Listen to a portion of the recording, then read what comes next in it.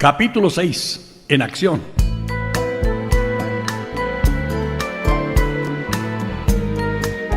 Después de haber hecho nuestro inventario personal, ¿qué es lo que hacemos con él? Estamos tratando de lograr una buena actitud, una nueva relación con nuestro Creador y de descubrir los obstáculos que hay en nuestro camino. Hemos admitido ciertos defectos, hemos determinado en forma general el mal e indicado exactamente los puntos débiles que hay en nuestro inventario personal. Ahora estos defectos están a punto de ser descartados. Esto requiere acción de nuestra parte, lo cual significa, cuando lo hayamos consumado, que hemos admitido ante Dios, ante nosotros mismos y ante otro ser humano, la naturaleza exacta de nuestros defectos. Esto nos lleva al quinto paso, el programa de recuperación que se ha mencionado en el capítulo anterior. Tal vez esto sea difícil, especialmente al hablar de nuestros defectos con otra persona. Pensamos que ya hemos hecho bastante con admitirlo nosotros mismos. Hay dudas respecto a esto. En la práctica real, generalmente encontramos que una autoadmisión solitaria no es suficiente. Muchos de nosotros creímos que era necesario ir mucho más lejos.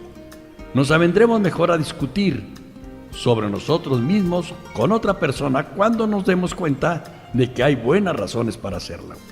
La mejor razón es, si saltamos este vital paso, puede ser que no superemos la bebida. Una y otra vez, los recién llegados han tratado de guardarse ciertos hechos de sus vidas, tratando de evadir esta humilde experiencia. Se han acogido a ciertos métodos más fáciles. Casi invariablemente se han emborrachado. Habiendo perseverado con el resto del programa, se preguntan por qué han recaído. Creemos que la razón es que nunca acabaron su limpieza interior. Hicieron bien su inventario, pero se aferraron a algunos de los peores artículos de su existencia. Solamente creyeron que habían perdido su egoísmo y su temor. Solamente creyeron que habían sido humildes, pero no habían aprendido lo suficiente sobre humildad, intrepidez y honradez, en el sentido que creemos necesario, hasta que le contaron a otro toda la historia de su vida. Más que la mayoría de las personas, el alcohólico lleva una vida doble. Tiene mucho de actor. Ante el mundo exterior, representa su papel de actor.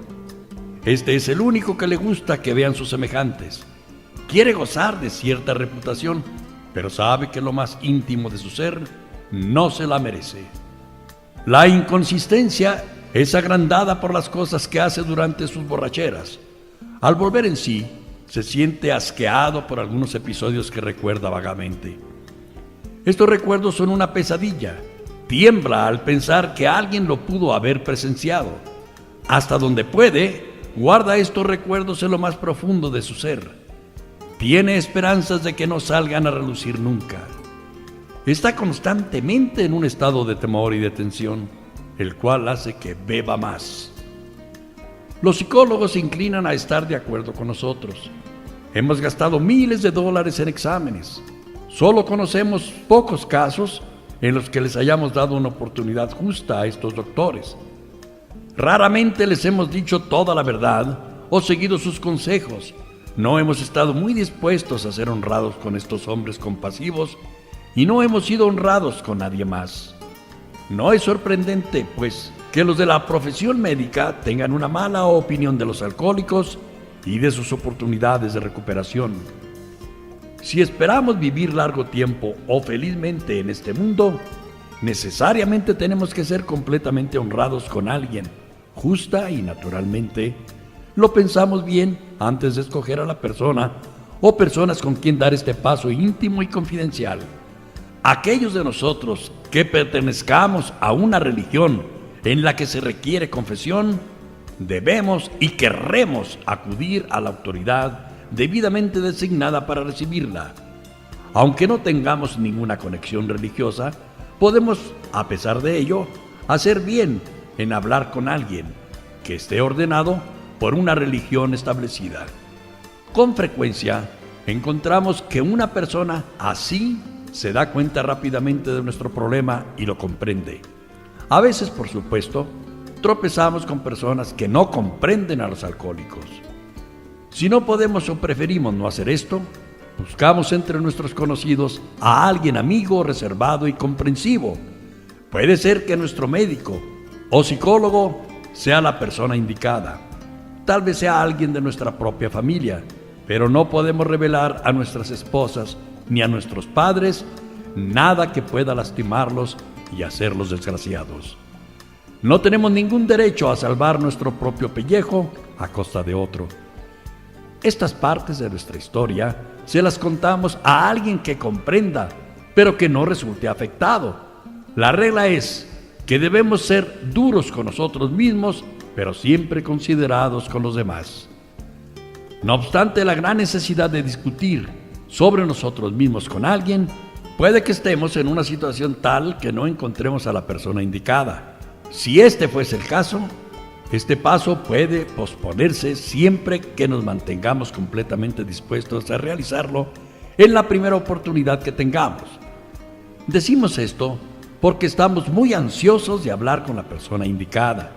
Es importante que esa persona pueda guardar el secreto, que comprenda y apruebe plenamente lo que estamos proponiéndonos hacer, que no trate de cambiar nuestros planes, pero no debemos valernos de esto como una nueva excusa para posponerlo.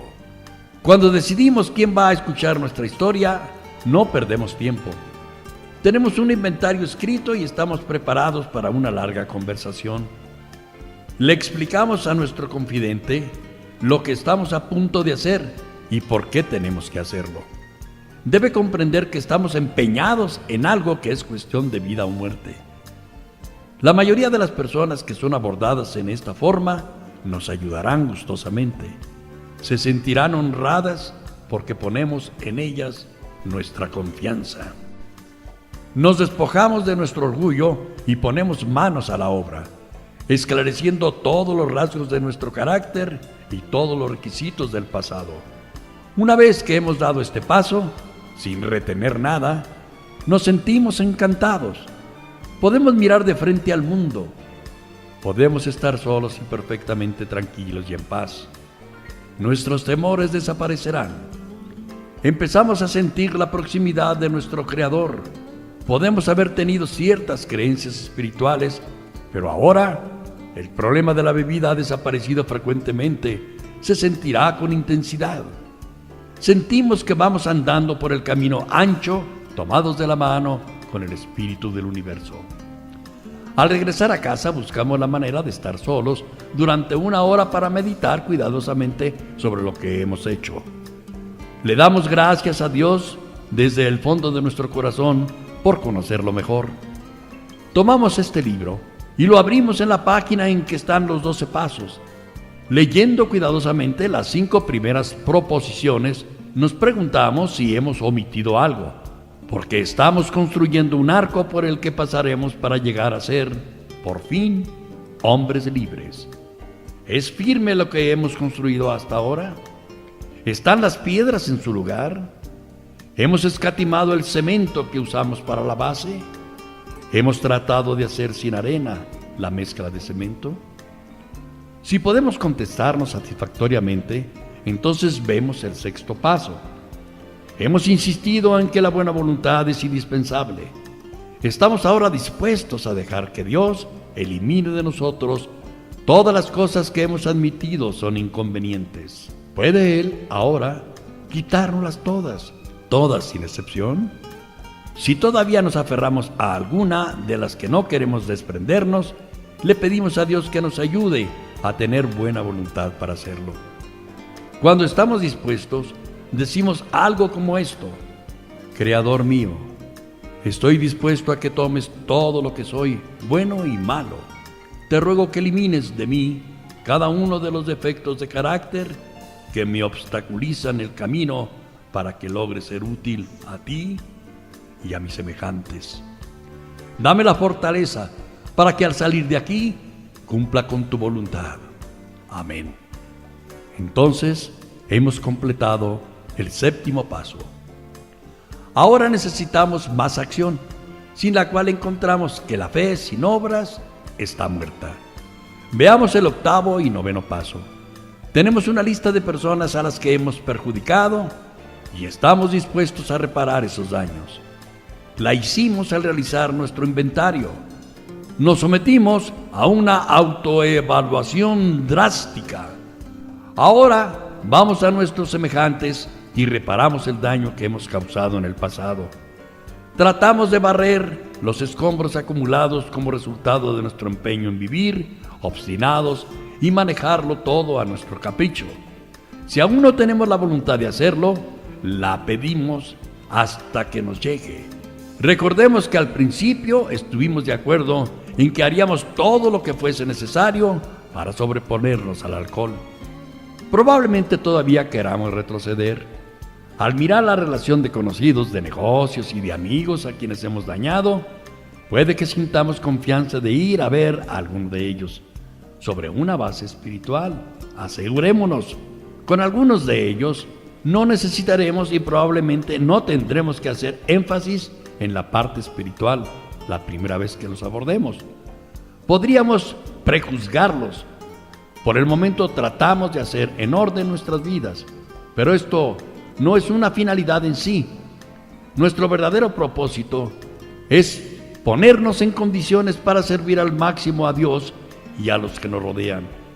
Rara vez resulta prudente abordar a un individuo que todavía está dolido por alguna injusticia nuestra para con él y comunicarle que ya nos hemos vuelto religiosos. Esto en boxeo sería dejar la mandíbula descubierta, porque corremos el riesgo de que se nos tilde de fanáticos o majaderos religiosos. Podríamos truncar una futura oportunidad para llevar un mensaje beneficioso, pero es seguro que a nuestro hombre le impresione un deseo sincero de corregir lo que está mal. Le interesará más una demostración de buena voluntad que nuestra charla sobre descubrimientos espirituales. No nos valemos de esto para desviarnos del tema de Dios. Cuando sea para cualquier fin bueno, estamos dispuestos a declarar nuestras convicciones con tacto y sentido común. Surgirá el problema de cómo acercarnos al individuo que odiamos. Puede ser que nos haya hecho más daño del que hemos causado y que a pesar de que hayamos adoptado una mejor actitud hacia él, no estemos todavía muy dispuestos a admitir nuestros defectos. A pesar de esto, cuando se trata de una persona que nos desagrada, nos empeñamos en hacerlo. Es más difícil ir a un enemigo que a un amigo, pero encontramos que es más beneficioso para nosotros. Le abordamos con el mismo deseo de ser serviciales y de perdonar, confesando nuestro antiguo rencor y expresando nuestro pesar por ello. Bajo ningún pretexto practicamos a tal persona ni discutimos con ella. Sencillamente le decimos que nunca dejaremos de beber mientras no hayamos hecho todo lo posible por enderezar nuestro pasado. Estamos aquí para barrer nuestro lado de la calle, comprendiendo que no podremos hacer nada que valga la pena hasta que lo hagamos, nunca tratando de decirle qué es lo que él debe hacer. No se discuten sus defectos, nos limitamos a los nuestros. Si nuestra actitud es calmada, franca y abierta, quedaremos complacidos con el resultado. En 9 de cada 10 casos sucede lo inesperado. Algunas veces la persona a quien vamos a ver admite que ha tenido la culpa, acabándose así en una hora lo que ha sido una enemistad de años. Rara vez fallamos en lograr un progreso satisfactorio. Nuestros antiguos enemigos a veces alaban lo que estamos haciendo y nos desean el bien. Ocasionalmente ofrecerán su ayuda. No debemos dar importancia, sin embargo, a que alguien nos eche de su oficina. Hemos hecho nuestra demostración. Hemos cumplido con nuestra parte. Lo que pasó, pasó. La mayoría de los alcohólicos deben dinero. Nosotros no esquivamos a nuestros acreedores. Al decirles lo que estamos tratando de hacer, no ocultamos lo de nuestra manera de beber. De todos modos, generalmente lo saben, aunque creemos lo contrario. Tampoco tememos revelar nuestro alcoholismo, basándonos en que ello puede causar un daño económico. Abordado en esta forma, el acreedor más despiadado nos sorprenderá a veces al concertar el mejor arreglo posible. podemos hacerle saber a estas personas lo apenado que estamos. Nuestra manera de beber nos ha hecho morosos con nuestros pagos. Tenemos que perder el miedo a los acreedores, sin importar lo mucho que necesitemos hacer para lograrlo, porque estamos expuestos a beber si tenemos miedo de encararlos. Tal vez hayamos cometido un delito que nos pudiera hacer ir a parar a la cárcel si llegase a conocimiento de las autoridades. Puede que hayamos malversado fondos que no podamos reponer. Quizás se lo hayamos confesado a otra persona, pero estamos seguros de que si se nos descubriera, podríamos perder nuestro trabajo o incluso podrían encarcelarnos. Tal vez sea un delito leve, como haber inflado nuestra cuenta de gastos. La mayoría de nosotros hemos hecho esa clase de cosas. Tal vez estemos divorciados y nos hayamos vuelto a casar, pero no estemos cumpliendo con el pago de la pensión a la primera esposa. Por ese motivo, ella se ha indignado y tiene una orden de arresto contra nosotros. Este tipo de dificultades es común. Aunque estas reparaciones tienen innumerables formas, hay algunos principios generales que nos parecen pertinentes, recordándonos a nosotros mismos que hemos decidido hacer todo lo que fuese necesario para encontrar una experiencia espiritual. Pedimos que se nos dé fortaleza y se nos dirija hacia lo que es debido, sin importar cuáles pudiesen ser las dificultades personales. Podemos perder nuestra posición o nuestra reputación o afrontar la cárcel, pero estamos dispuestos. Tenemos que estarlo. No debemos amedrentarnos ante nada. Sin embargo, generalmente hay otras personas implicadas. Por lo tanto, no hemos de ser el precipitado y tonto mártir que innecesariamente sacrifique a otros para salvarse de caer en el abismo del alcoholismo. Un individuo que conocimos se había vuelto a casar. Debido a los resentimientos y a la bebida, no había pagado la pensión de divorcio a su primera esposa. Esta estaba furiosa, acudió a la corte y consiguió una orden de arresto contra él.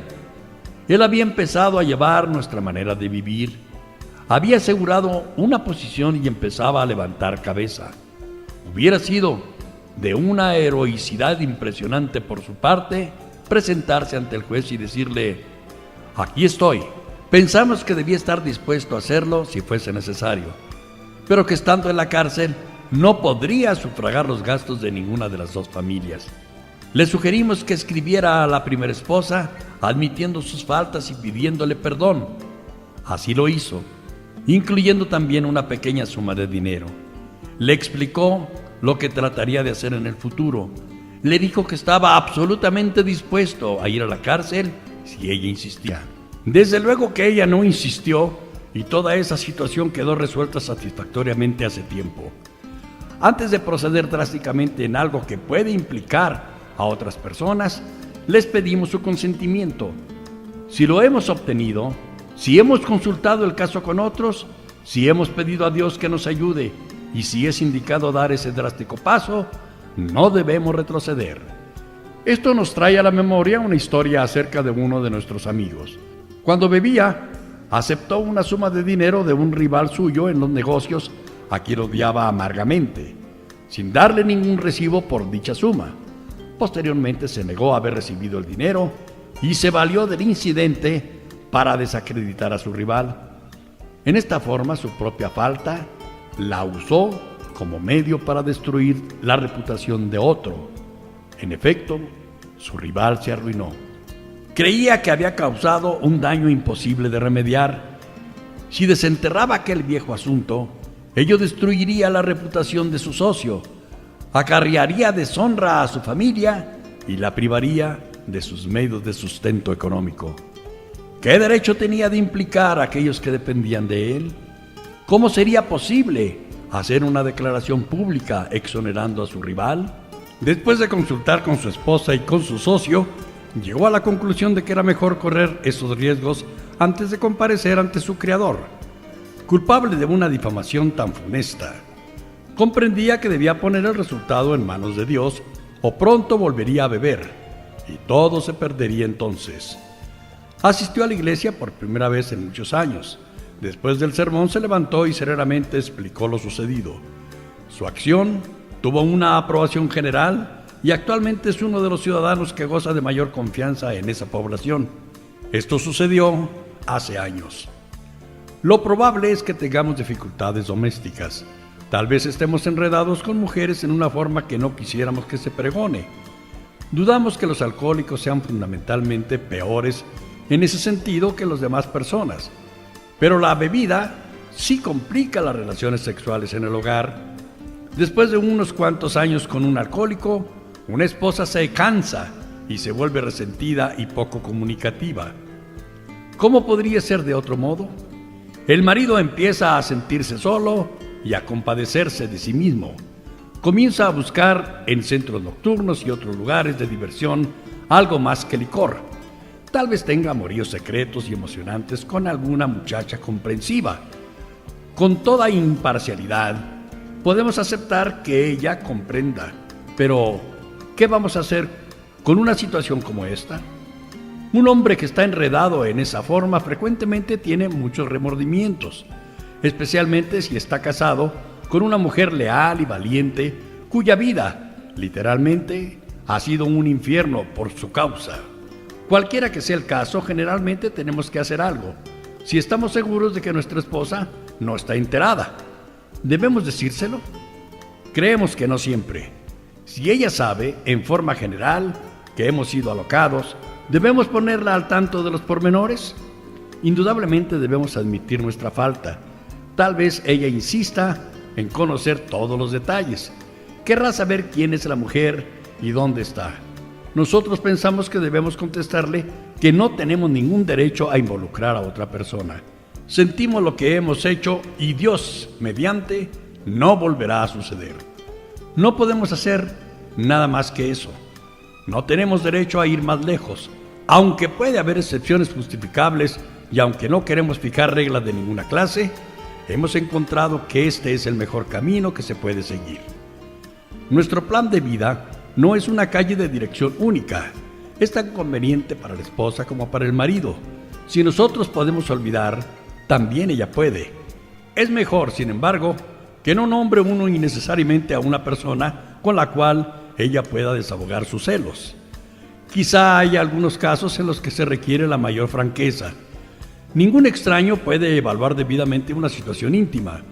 Puede ser que ambos decidan que, de acuerdo con el sentido común y la bondad del amor, lo más indicado es considerar que lo pasado ya pasó. Cada uno puede rezar por ello, pensar en primer lugar en la felicidad del otro.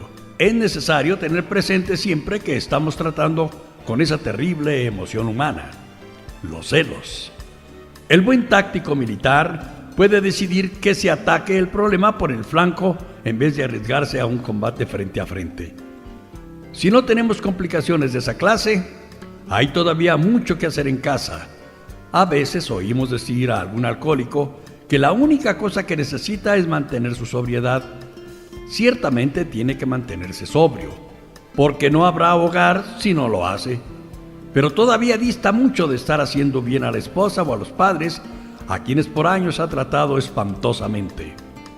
Rebasa toda comprensión la paciencia que madres y esposas han tenido con los alcohólicos.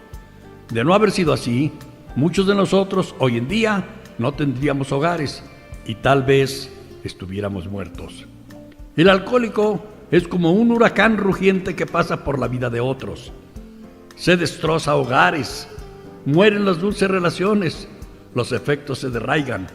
Hábitos egoístas y desconsiderados han tenido el hogar en un constante alboroto. Creemos que es un irreflexivo, el hombre que dice que le basta con abstenerse de beber. Esa actitud es como la del campesino que después de la tormenta sale de su escondite y sin poner atención a su hogar arruinado, dice a su mujer: no te fijes, aquí no ha pasado nada. Lo bueno es que el viento ha cesado. Sí, hay por delante un largo periodo de reconstrucción. Tenemos que tomar la delantera. Musitar llenos de remordimientos que estamos arrepentidos es algo que de ninguna manera será suficiente. Debemos sentarnos con nuestros familiares a analizar francamente el pasado tal como lo vemos ahora, teniendo mucho cuidado de no criticarlos a ellos. Sus efectos pueden ser muy notorios, pero es probable que nuestros propios actos sean parcialmente la causa de estos. Así que dejamos todo en claro con la familia, pidiendo cada mañana que nuestro Creador nos enseñe el camino de la paciencia, la tolerancia, la bondad y el amor. La vida espiritual no es una teoría, tenemos que practicarla, a menos que la familia de uno exprese el deseo de vivir sobre una base de principios espirituales. No debemos apurarlos, no debemos hablarles incesantemente de asuntos espirituales. Ya cambiarán con el tiempo, nuestros comportamientos les convencerán mejor que nuestras palabras. Debemos recordar que 10 o 20 años de borracheras hacen que cualquiera se vuelva escéptico. Puede haber ciertos agravios que hayamos hecho que nunca puedan repararse completamente. Si podemos decirnos honradamente que los repararíamos, si pudiéramos, no nos preocupábamos por ellos. Hay personas a quien no podemos ver y por lo tanto les enviamos una carta sincera. Y en algunos casos puede haber una razón válida para proponer este paso. Pero no nos demoramos. Si podemos evitarlo, debemos tener sentido común y tacto, ser considerados y humildes, sin ser serviles o rastreros. Como criaturas de Dios, nos paramos en nuestros propios pies. No nos arrastramos ante nadie. Si nos esmeramos en esta fase de nuestro desarrollo, nos sorprenderemos de los resultados antes de llegar a la mitad del camino. Vamos a conocer una libertad y una felicidad nuevas. No nos lamentaremos por el pasado, ni desearemos cerrar la puerta que nos lleva a él. Comprenderemos el significado de la palabra serenidad y conoceremos la paz. Sin importar lo bajo que hayamos llegado, percibiremos cómo nuestra experiencia puede beneficiar a otros. Desaparecerá ese sentimiento de inutilidad y lástima de nosotros mismos.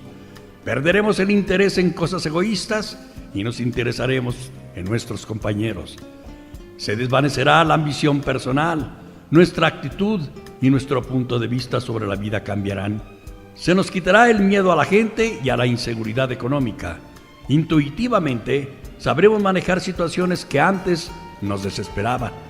De pronto comprenderemos que Dios está haciendo por nosotros lo que por nosotros mismos no podíamos hacer. ¿Son estas promesas extravagantes? No lo creemos. Están cumpliéndose entre nosotros, a veces rápidamente, a veces lentamente, pero siempre se realizarán si trabajamos para obtenerlas. Este pensamiento nos lleva al 10º paso, el cual sugiere continuar con nuestro inventario personal y seguir enmendando todas las nuevas faltas que cometamos. Vigorosamente comenzamos a llevar este nuevo modo de vida a medida que rectificamos nuestro pasado. Hemos entrado al mundo del espíritu. Nuestra siguiente tarea es crecer en entendimiento y eficacia. Este no es asunto para resolver de la noche a la mañana. Es una tarea para toda nuestra vida. Continuamos vigilando el camino, la deshonestidad, el resentimiento y el miedo. Cuando estos surgen, enseguida le pedimos a Dios que nos libere de ellos. Lo discutimos inmediatamente con alguien y hacemos prontamente las debidas reparaciones a quienes hayamos ofendido. Entonces, resueltamente, encaminamos nuestros pensamientos hacia alguien a quien podamos ayudar. El amor y la tolerancia para con otros son nuestro código. Hemos cesado de pelearnos con todo y con todos, aún con el alcohol, porque para entonces se habrá recuperado el sano juicio. Rara vez nos interesaremos por el licor. Si sentimos tentación, nos alejamos como si se tratara de una llama candente. Reaccionamos juiciosa y normalmente y percibimos que esto ha sucedido automáticamente. Comprenderemos que nuestra nueva actitud ante el alcohol nos ha sido otorgada sin pensamiento o esfuerzo alguno de nuestra parte. Sencillamente ha llegado. Ahí está el milagro. No estamos ni peleando ni evitando la tentación. Nos sentimos como si hubiéramos sido colocados en una posición de neutralidad, seguros y protegidos. Ni siquiera hemos hecho un juramento. En lugar de eso, el problema ha sido eliminado. Ya no existe para nosotros. No somos engreídos ni estamos temerosos. Esa es nuestra experiencia. Así es como reaccionamos siempre que nos mantengamos en buena condición espiritual. Es fácil descuidarnos en el programa espiritual de acción y dormirnos en nuestros laureles. Si lo hacemos, estamos buscando dificultades porque el alcohol es un enemigo sutil. No estamos curados del alcoholismo. Lo que en realidad tenemos es una suspensión diaria de nuestra sentencia que depende del mantenimiento de nuestra condición espiritual. Cada día es un día en el que tenemos que llevar la visión de voluntad de Dios a todos nuestros actos. ¿Cómo puedo servirte mejor? Hágase tu voluntad, no la mía. Estos son pensamientos que deben acompañarnos constantemente. En este sentido podemos ejercitar la fuerza de voluntad todo lo que queramos. Este es el uso adecuado de la voluntad. Mucho se ha dicho acerca de recibir fortaleza, la inspiración y dirección de Él, que tiene todo el conocimiento y el poder. Si hemos seguido detenidamente las instrucciones, hemos empezado a sentir dentro de nosotros mismos el flujo de su espíritu. Hasta cierto grado, hemos obtenido un conocimiento consciente de Dios. Hemos empezado a desarrollar este vital sexto sentido, pero tenemos que ir más lejos y esto significa más acción. El paso 11 sugiere la oración y la meditación. Hombres mejores que nosotros las emplean constantemente. Funcionan si tenemos la debida actitud y nos empeñamos en usarlas. Sería fácil andarse con vaguedades sobre este asunto. Sin embargo, creemos que podemos hacer algunas sugerencias precisas y valiosas. Por la noche, cuando nos acostamos, revisamos constructivamente nuestro día. ¿Estuvimos resentidos? ¿Fuimos egoístas? ¿Faltos de honradez o tuvimos miedo? ¿Hemos retenido algo que debimos haber discutido inmediatamente con otra persona? ¿Fuimos bondadosos y afectuosos con todos? ¿Qué cosa hubiéramos podido hacer mejor? ¿Estuvimos pensando la mayor parte del tiempo en nosotros mismos? ¿O pensamos en lo que podríamos hacer por otros y que podríamos aportar en el curso de la vida? Pero debemos tener cuidado de no dejarnos llevar por la preocupación, el remordimiento o la reflexión mórbida, porque eso disminuiría nuestra capacidad para servir a los demás. Después de haber hecho nuestra revisión, le pedimos perdón a Dios y averiguamos qué medidas correctivas debemos tomar. Al despertar, pensemos en las 24 horas que tenemos por delante.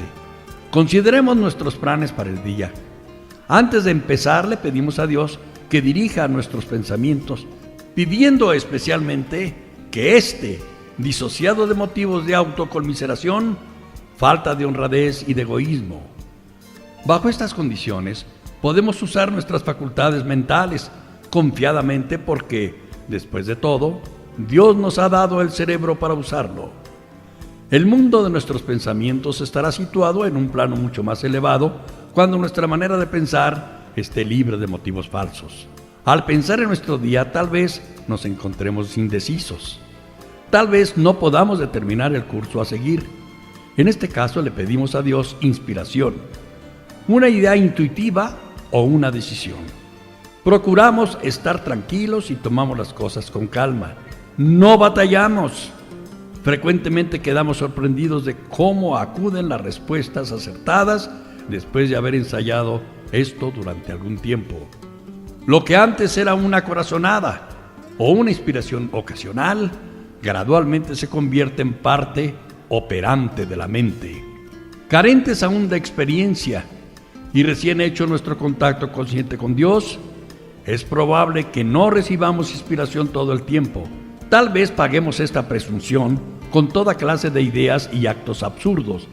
Sin embargo, encontramos que a medida que transcurre el tiempo, nuestra manera de pensar está más y más al nivel de la inspiración. Llegamos a confiar en ello. Generalmente concluimos el periodo de meditación orando porque se nos indique a través de todo el día cuál ha de ser nuestro paso. Que se nos conceda lo que fuese necesario para atender estos problemas. Pedimos especialmente liberación de la obstinación y nos cuidamos de no pedir solo para nosotros. Sin embargo, podemos pedir para nosotros siempre que esto ayude a otros. Nos cuidamos de no orar nunca para nuestros propios fines egoístas.